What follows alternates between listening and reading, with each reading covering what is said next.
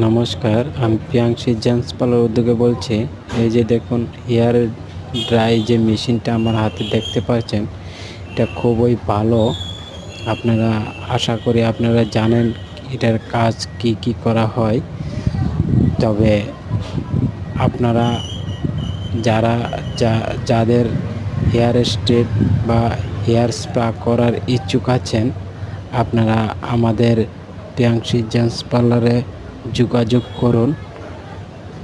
আশা করি ভিডিওটা ভালো লাগবে। লাইক কমেন্ট শেয়ার করতে ভুলবেন না, অন্যকে দেখার সুযোগ করে দেবেন।